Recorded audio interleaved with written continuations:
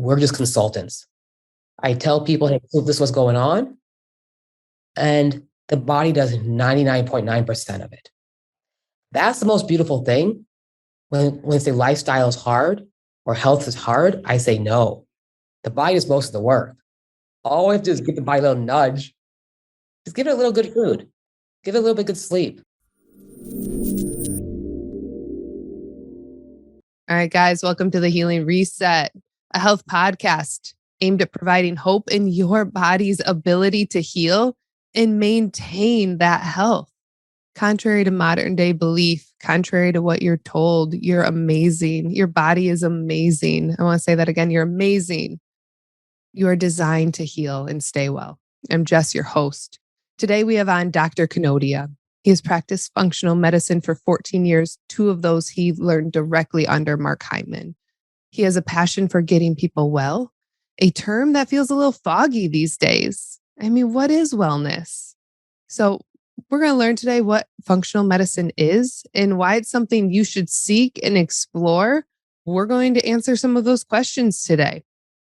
Why should you move from a conventional medicine standpoint and start looking at your body as a whole system? So Dr. Kanodia, thank you so much for being here. Thank you. And what you said so resonates with me. My name of my company is Health and Happiness. The idea is that we want to be happy and healthy together. And that's a human right. And, it's possible. We see it all around the world, even places without any medicine at all, those blue zones. And so we might be missing something in conventional care or how we're living our lives, that our lifespan in this country is going down, not up. It's always fascinating to me, that statement that you just said, but also this realization after doing this podcast time and time again, how many people in the integrative functional alternative space will say mind and body, mind and body. So when you're talking happiness, you're not just talking about a body approach. You're talking about approaching someone's mind, and you need both. We need our brains to want to be well in order to move forward and find that balance. It's definitely made me shift the way I think about my own body, and I'm thankful for that. And so I love that happiness portion as well. And that's one of the reasons why I'm here, is that I love what you guys are doing here and your mindset here. Yeah. Right? Is that this podcast and what we're doing here is really in alignment with what gets people well. Yeah. Now let's dive into functional medicine. That's the journey that we want of healing versus just pain, chronic illness management. We want to heal. So IFM, Institute of Functional Medicine, states that functional medicine is a systems biology-based approach that focuses on identifying and addressing the root cause of disease. What is your experience? Put that in just like simple terms. What's functional medicine? And let's just think about good medicine. If we think of medicine, if you just ask a 5-year-old, what should a doctor do? Right? Because like those 5-year-olds, they don't hold back. Yeah, right? yeah. They tell it you as it is, right? Yeah, they then, do. Right? You're going to go to a doctor. He's going to figure out why you're sick, give you something to make you well. That should be what medicine is. But in conventional care, we never know why we're sick, very rarely. And the things that we do don't get us well long-term. They're Band-Aids. So what functional medicine said was, okay, we have the wrong roadmap. We have the wrong way of asking questions. So what would be the right way? So the wrong way is dividing the body in all different organs, heart, lung, kidneys. You have all different doctors, and they all don't talk to one another. And that's called reductionism, and that's Descartes. In about 1999, they actually showed everything is all connected together through something called systems biology.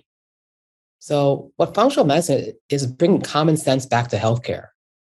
That if you want to figure out why someone is sick, you've got to ask questions on the whole body. That's number one. That's the system biology approach. But really, where functional medicine really stands out is if you ask enough questions, all the conventional medicine questions, plus more, If you do all the normal testing plus advanced testing, you actually can figure out the why. So you no longer need a Band-Aid. The difference is if you don't know the why, you will never get better. You're always going to be on the Prilosec, the heartburn medication, always on the pain medication, always on a medication like speed for fatigue. That is not treating the root cause or finding out the why. It's management of symptoms. Right. And people are managed until their deathbed of symptoms. Who wants to be managed? Right? No one likes their manager. I don't want to be managed. Earlier, you said, I asked what functional medicine is to you, and you said, let's just talk about good medicine. And that might be a really good frame for our listeners and myself to think through of, okay, we don't need to get caught up in like this politicized medicine of this is right and this is wrong. Like, what's good medicine? What do you expect? What would your 5-year-old expect is good? And then why are we settling for a prescription that might just lead to a prescription that might lead to a prescription? And then you just think you're being managed. Your body is not doing anything to come into this beautiful balance. I think one other part of good medicine is you've got to have time to talk to with one another. Yeah. Right. And in conventional care, the average patient gets 5-10 minutes with a doc. But in my office, new patients get an hour with me, and another hour with the health coach for free. Follow-ups are half an hour to an hour. So part of healing is having a connection. And even this podcast, I'm looking at you, right, on the screen.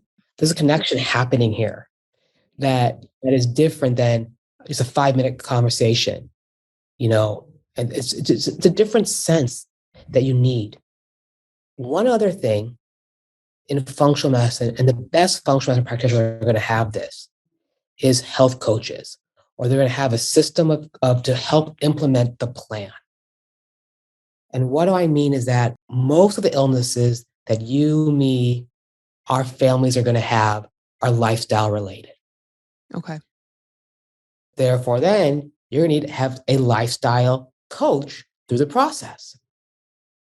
So just knowing why you're sick, but if you can't implement the plan, chance of success, very low. Well, I mean, we're creatures of habit and we're stuck in this lifestyle and we're comfortable in this lifestyle. And so if we continue on, but we're chronically ill and we don't switch anything up, I'd imagine even if you did make a couple changes, you would just end up back in the same chronically ill condition. So you're saying like functional medicine is also disruption. We're not saying it's easy. You have to disrupt things. I'm saying it's actually easier. Okay. And I'll tell you why. So, Jess, would you like to be in pain the rest of your life, take pain pills, or actually do a little bit of work up front and be pain-free?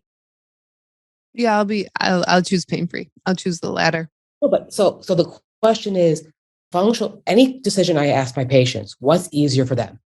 If it's easier to see their specialist, to go on that path, please do that. Or if it's easier to get some more sleep, to work on some food, if that's easier, then we're here to help. So I love that.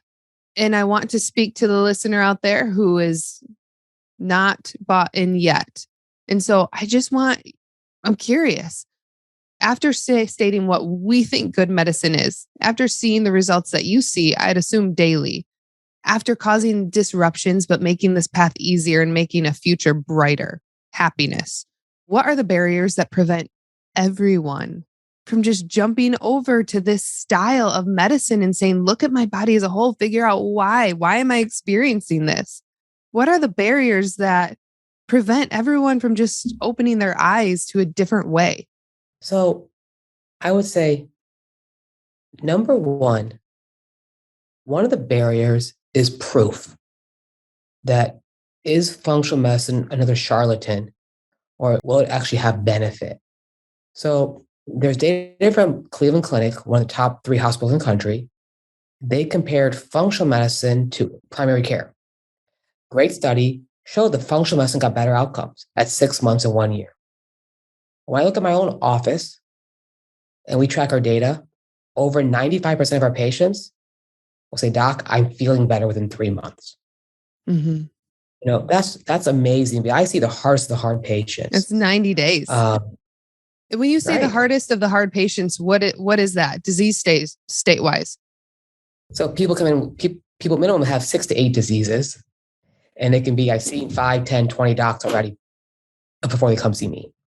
And it could be anything from fatigue to anxiety to pain to female hormones to adrenals to GI tract to headaches, you name it, I see it.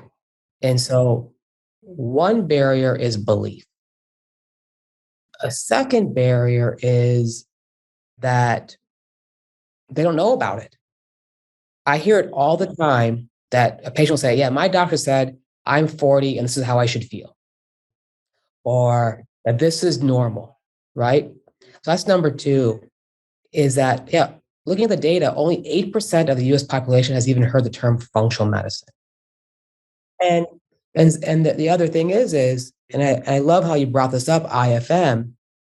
A lot of people will use the term functional medicine that they've never actually gone functional medicine training. And so I do recommend people to find a IFM certified practitioner because they've actually gone through the training, they've actually been tested, and they actually know what they're talking about. I Yeah. mean, in my office, we actually made an easier version, the Kanodia MD way. How do you make functional medicine easy for people to actually have happen in their lives? Another big barrier is actually cost. Mm-hmm. Um, that functional medicine many times is out of pocket. And a lot of people can only afford what's in their network. And obviously those things are being worked on as there's more proof. We've also been conditioned that the network, if it's not in our network, then it's not going to treat us. So, audience, like, this is where we actually not only advocate for ourselves, but put that budget line item for health. I've been to Starbucks spending $4 on a drink in my past. There are places where people splurge and figure out what that is and maybe shift it, start thinking around a health budget line item, because when we're sick, what kind of care do you want? You want good care? What's interesting is when you actually look at the numbers, people who figure out why they have their symptoms and they actually resolve them, their healthcare cost is a lot less. Hmm. I can just tell you, a mom of one child, I don't know if he was like in late high school or late elementary school, early middle school, vomiting every day, multiple times a day, gone to the children's ERs, etc. Parents spent about $100,000. Yeah. And on the bills, ER bills, doctor bills, meds. And they were saying, there's nothing that you can do with your child. Just assume that he's going to live home with you for the rest of your life. And the mom said, no, there has to be a reason. We were able to figure out the reason. And now he graduated college, has a great job, has a great girlfriend, is top at one of the top consulting companies in the country. And so we find over and over, long term, it's cheaper. Do you heal people? The body heals itself, right? We're just consultants. I tell people, hey, so this is what's going on. And the body does 99.9% of it. That's the most beautiful thing. When they say lifestyle is hard or health is hard, I say no. The body does most of the work. All we have to do is give the body a little nudge. Just give it a little good food. Give it a little bit good sleep. The body's the one that prepares the whole body if you give it a little bit of good food. What does that nudge look like from your end? What are common treatment tools that you use or someone that goes to a functional med doc would see? What should they expect? So I think every doctor who practices functional medicine does it his own way. What we find is that we want people to feel better before they make the lifestyle change. So it's hard to change nutrition. It's hard to change exercise, other things, especially if you're fatigued or in pain or whatever, stressed out, overwhelmed with life. So what we do is we say, okay, let's work on things that are simple and free, like mindset. Let's work on things that are easy, hydration. Let's work on getting more sleep, better quality of sleep. Let's start taking some supplements so you feel better right away. So really, when you look at what Functional medicine includes all the common sense things that we know, our grandmother knows, etc. But Is sometimes we're too busy to do. we think we're too busy, right? Mm-hmm. But if you're a hamster on a wheel, how are you ever going to climb Mount Everest? You're not. So, are we truly too busy, or is the busyness causing our illness? Again, I'm going to state that. Are we really truly too busy, or is the busyness causing our illness? Are we trying to fill the void, fill the silence? Who out there does meditation? It's just a hard practice, but it's sitting with yourself. And I think oftentimes, to your point, is the busyness causing this? It's being healthy and having a great life. We know what it takes to get there. Most of us in America live the completely opposite life. And if we think, yes, if I can just take a pill to fix it, then that's causing the vicious cycle to happen. Meaning it's causing, okay, well, I just need a pill for my heartburn so I can keep eating the way I do and keep being stressed out. I don't need to align my body or mind. So this is the number one take home I would say from today. Every symptom you have is trying to get your attention. So what does that symptom mean? If you don't know why, just taking Tylenol, just taking Advil, or just taking birth control pills or this stuff ain't fixing it. Symptoms are just trying to get our attention. Yeah, the fire alarms. They're just trying to send off a fire alarm.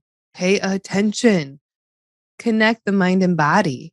Now, the last main question I have, I think we've covered this really in depth when it comes down to a good painted picture of functional medicine. But how does somebody know if they found a quote unquote good practitioner? What are key indicators that would say, you're sitting across from Dr. Kanodia and I feel like I'm in good hands because?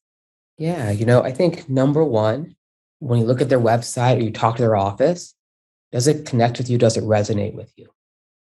I think number two, when you meet with the doctors or the people in their office, do you feel like you've been heard? And do you feel like you have a plan? Are you seeing some results in either a few months or whatever timeline they say? I think number one thing, is there a connection? What does your gut instinct say? Those other things say, you know, and just like anything, you know, the average person takes 7 different times to quit smoking before they finally quit. So if people has a resolute, they want to get better, the answer is out there. I think what I found also is offices that have procedures that also speeds up recovery by 30%, whether it's IV nutrition, whether it's ozone and some of these other things.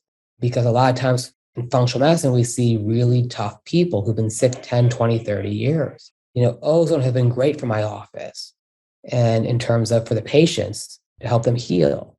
We had a physician on early on in the podcast. And he said, I have hand tools and I have power tools. I can build a house with hand tools, but it's going to take me a long time. I can get you better with those hand tools, but it's going to take me longer. Then I have these power tools. I have this chainsaw. It's going to cut down a tree different. It's going to allow me to build that house different. It's going to build it quicker. So with these power tools, with this UBI, ozone, vitamin C, or IV vitamin C, I can get you there quicker. Is that how you would look at it? I think absolutely that way. I think the other way is we find a group of people that no matter the supplement you use, no matter the nutrition changes, your body sometimes needs a power tool. Sometimes that tree is so big that you need a chainsaw and that the handsaw ain't enough.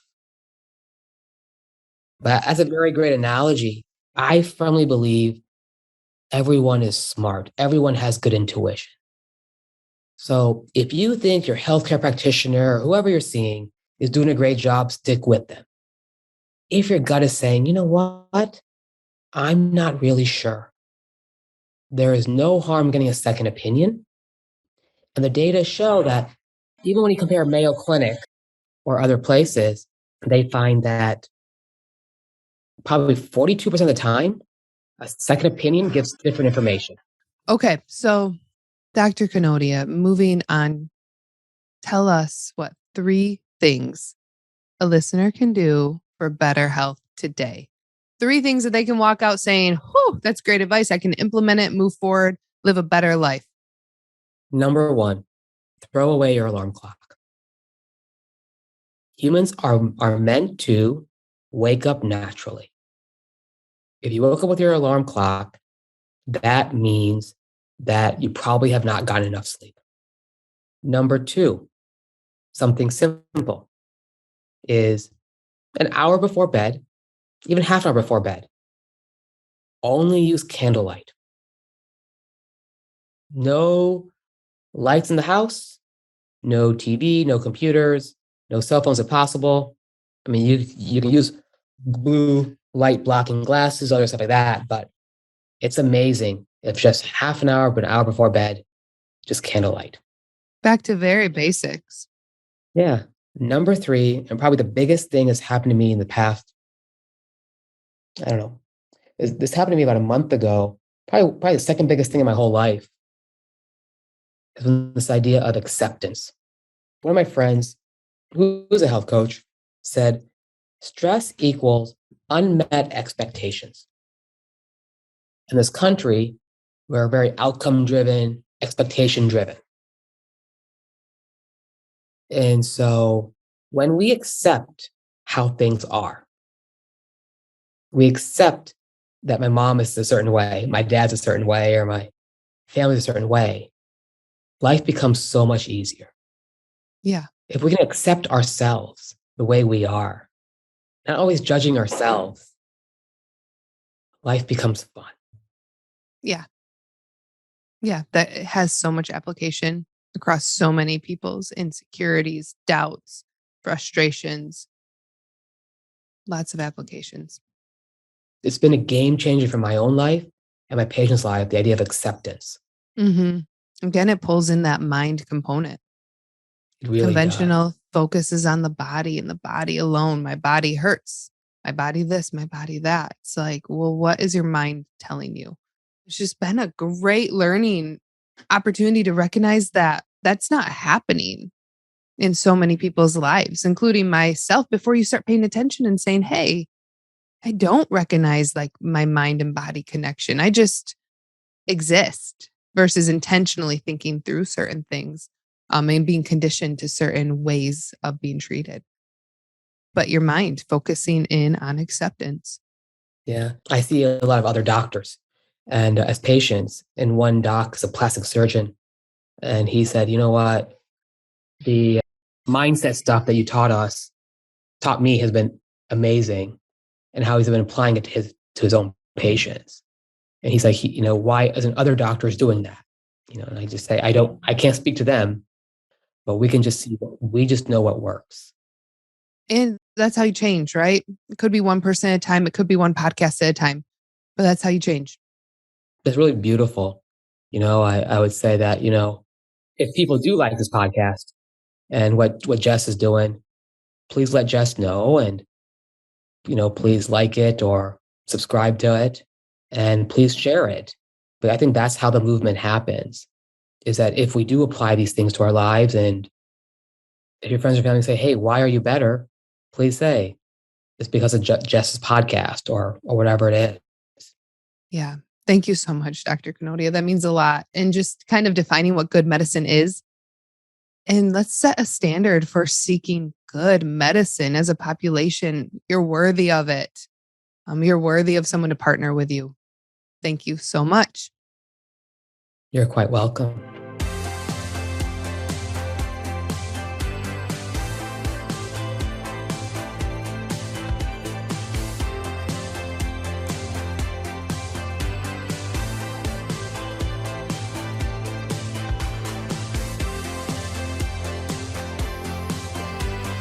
This podcast is for informational purposes only. Statements and views expressed in this podcast are not medical advice and have not been evaluated by the FDA.